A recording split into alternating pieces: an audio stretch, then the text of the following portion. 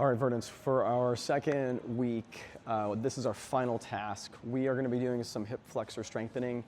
This is some stuff that we don't normally do in classes or in warm-ups. We have done it in the past, but I think for most of you this will be pretty new.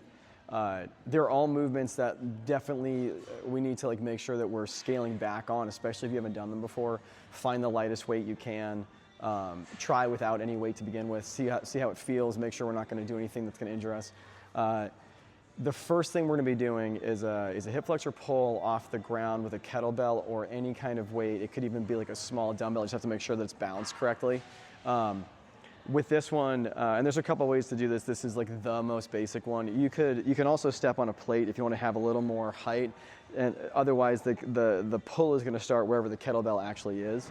So what I'm going to be doing is I'm going to put my foot through the kettlebell. I'm going to turn and face you. I think it makes a little more sense to hold on the side.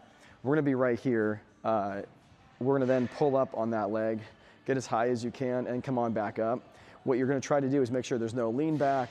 Okay, this leg is straight on this side. We're going to pull straight up, hold for a second, come on back down, and we're going to do something like 5 to 10. If we just want to practice, pull up, you're like, oh man, this is already a little bit challenging, then let's not add any weight at all, and that's totally fine.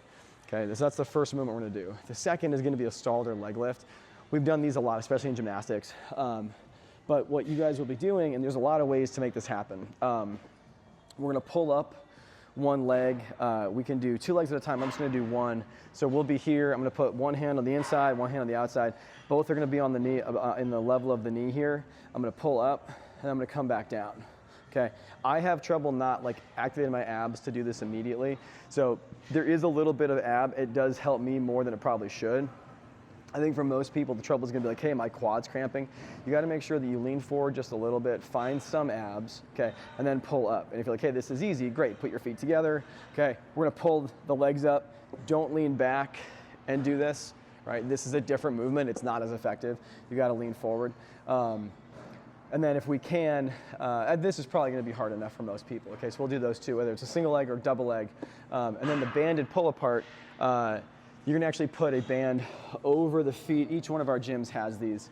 Just if you're not sure where they are, ask a coach, ask the manager that's there. You're going to be pulling one foot, the knee towards you, pretty similar to that kettlebell pull. The difference is there's just kind of a different resistance. You're actually going to be pressing away.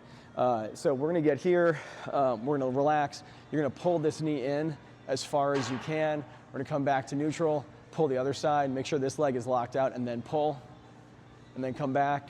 And what you want to do is make sure that you're not sort of just rotating around. You need to make sure that leg is actually straight, and then we're pulling into it, and then we're going to relax, again, pull into it, and relax. Okay, so again, maybe 5 reps, maybe 10 reps per leg, just depends on your comfort with this, how hard it is for you.